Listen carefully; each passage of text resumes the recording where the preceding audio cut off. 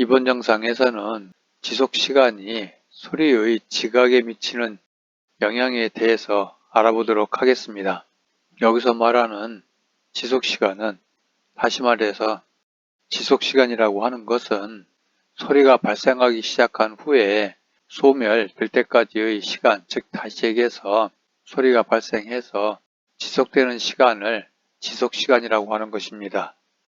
그러면 이 지속시간이 소리의 특성에 미치는 영향에 대해서 살펴보도록 하겠습니다. 우선 첫 번째, 시간통합현상이라고 불리는 음영지각에 대해서 알아보도록 하겠습니다. 여기서 음영지각이라고 하는 것은, 다시 말해서 지속시간이 사람이 대뇌에서 느끼는 소리의 크기인 음량에 미치는 영향에 대한 설명입니다. 우선 그림을 보시게 되면 이와 같이 소리의 지속시간이 20ms에서부터 2000ms, 다른 말로 2초가 되겠죠. 20ms에서부터 2초 사이의 지속시간을 갖는다고 가정을 했을 때 사람이 느낄 수 있는 청력역치, 즉 다시 얘기해서 여기서 말하는 청력역치라고 하는 것은 사람이 들을 수 있는 가장 작은 소리의 크기를 의미하는 것이죠. 그래서 이 청력역치의 크기가 어떻게 변하는지, 즉 상승하는지를 보여주는 그러한 그래프라고 할 수 있습니다. 한 예로서 어떤 소리의 지속시간이 20ms라고 가정을 했을 때에는 그때 청력역치라고 하는 부분이 대략 한 23dB 정도 된다고 가정을 하겠습니다. 이랬을 때 만약 그 소리의 지속시간이 200ms로 10배 늘어난다고 가정을 하게 되면 이 그래프에 의해서 200ms의 지속시간을 갖는 소리의 청력역치를 살펴보면 대략적으로 12 내지 13 정도의 청력역치를 가지게 됩니다. 따라서 청력역치가 20ms일 때에 비해서 200ms일 때에는 대략 10dB 정도 청력역치가 감소하는 것을 볼 수가 있죠. 이처럼 청력역치가 감소한다라고 하는 것은 상대적으로 대뇌에서 느끼는 소리의 크기가 그만큼, 즉 10dB만큼 증가했다, 이렇게도 설명할 수가 있습니다. 다시 얘기해서 같은 의미라고 볼 수 있다고 하는 것이죠. 다만 소리의 지속시간이 200ms, 즉 0.2초 이상이 되면 그때서부터는 소리의 지속시간이 지속적으로 증가한다고 하더라도 그때 청력역치에는 큰 차이를 보이고 있지 않습니다. 따라서 지속시간이 200ms 이상이 되면 소리가 갖는 고유의 음량대로, 즉 어떤 소리가 가지고 있는 그 소리의 크기 그대로 대뇌에서 지각을 한다, 이런 뜻인 것이죠. 반면에 소리의 지속시간이 200ms 이하인 경우, 즉 여기서 얘기하는 이 200ms 이하인 경우에는 지속시간이 짧아질수록 대뇌에서 지각하는 소리의 크기인 음량이 감소하는 것을 알 수가 있습니다.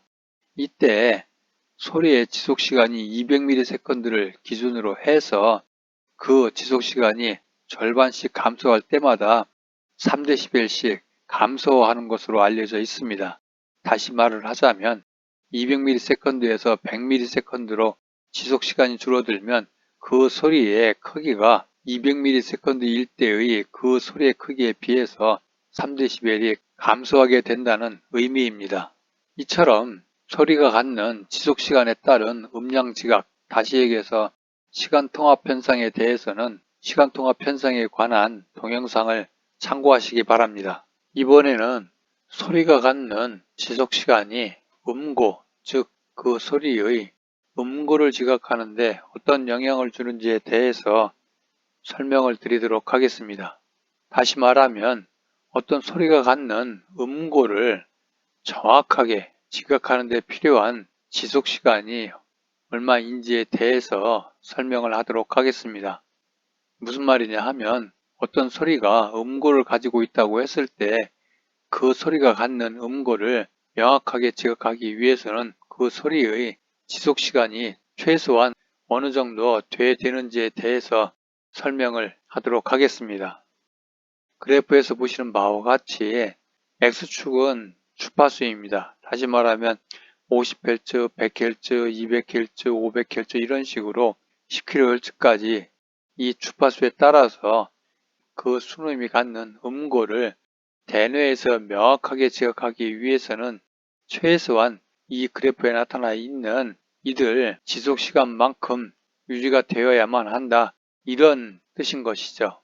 다시 한번 정리해서 말씀드리자면 각 주파수에 따라서 그 순음들이 사람의 대뇌에서 명확하게 그들의 음고가 지각되기 위해서는 최소한 이 그래프에서 지속되는 시간만큼 유지되어야 한다. 이런 뜻인 것이죠.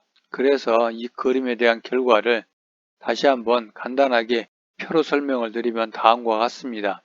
50Hz, 100Hz, 200Hz, 500Hz, 그리고 1000Hz, 2000Hz, 5000Hz, 10,000Hz의 순음들이 사람의 대뇌에서 명확하게 그 음고가 지각되기 위해서는 이처럼 60ms, 35ms, 그 다음에 500Hz 같은 경우에는 14ms, 그리고 1000Hz에서는 11ms, 5000Hz에서는 12ms, 그리고 10,000Hz에서는 24ms로 다시 이렇게 최소한의 지속시간이 늘어나는 것을 볼 수가 있습니다.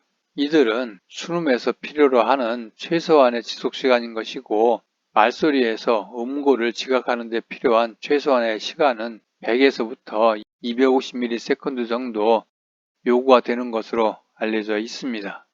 다음 세 번째에서는 지각시간에 대한 설명을 드리도록 하겠습니다.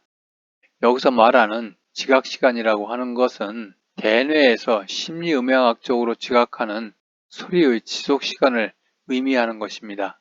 다시 한번 쉽게 설명을 드리자면 각각의 소리는 각각의 지속시간을 가지고 있죠.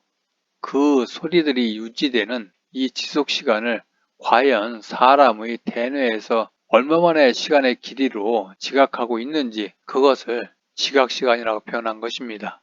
정리해서 말씀드리자면 어떤 소리가 가지고 있는 그 소리의 지속시간을 사람의 대뇌에서 지각하는 그 시간의 길이, 이것을 지각시간이라고 한다. 이런 뜻인 것이죠. 소리가 가지고 있는 실질적인 지속시간하고 사람이 대뇌에서 느끼는 지각시간이라고 하는 것이 별개로 지각시간과 지속시간으로 표현된다고 하는 것은 실제로 이들이 서로 일치하지 않을 수 있다고 하는 가정을 할 수가 있죠. 따라서 이들 소리가 가지고 있는 실질적인 지속시간과 사람이 느끼는 지각시간이 서로 일치하지 않는 현상을 시간 왜곡이라고 부릅니다. 다시 얘기하자면 시간 왜곡이라고 하는 현상은 소리가 가지고 있는 실질적인 지속시간을 실제보다 길게 또는 짧게 느끼는 현상을 말하는 것입니다. 그 예로서 어떤 소리가 몇 초 이상 지속이 되는 경우에는 사람이 대뇌에서 느끼는 지각시간을 명확하게 판단하기 어려운 특징을 가지고 있습니다. 반면에 그 소리의 길이가 200ms에서 몇 초 사이에 해당될 경우에는 지속시간과 지각시간이 대체로 일치하는 현상을 보이고 있고요. 즉 실질적인 그 소리의 지속시간과 사람이 느끼는 지각시간이 대체로 일치한다. 이런 뜻인 거죠. 반면에 그 소리의 길이가 200ms 이하인 경우에는 그 소리의 실질적인 지속시간이 짧으면 짧을수록 사람이 느끼는 지각시간이 더 길어지는 현상을 보이고 있습니다. 이번에는 연속음의 음색 지각에 대해서 설명을 드리도록 하겠습니다. 여기서 연속음의 음색 지각이라고 하는 것은 어떤 소리들이 연속적으로 계속 사람의 청각으로 들어온다고 가정을 했을 때 그 소리들이 갖는 음색을 정확하게 지각하는 데 필요한 시간을 의미하는 것입니다. 다시 말하면 연속적으로 이어지는 소리들이 갖는 음색을 정확하게 지각하는 데 필요한 시간은 대략적으로 60ms 이상인 것으로 알려져 있습니다.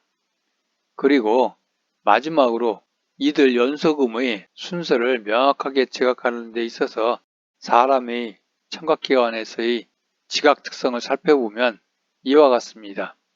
다시 말하자면 연속적으로 이어지는 소리들이 갖는 순서를 정확하게 지각하는 데 필요한 시간은 대략적으로 200ms 이상인 것으로 알려져 있습니다. 여기서 말하는 200ms 이상이라고 하는 것은 소리에 관련된 전문적인 지식이나 기술을 가지고 있는 전문가들 차원에서의 이야기일 수 있고요. 반면에 일반인들의 경우에는 200ms가 아닌 700ms 이상의 지속시간이 필요하다고 말하는 사람들도 있습니다. 이에 관련된 내용은 소리의 순서 지각에 관한 동영상을 참고하시기 바랍니다.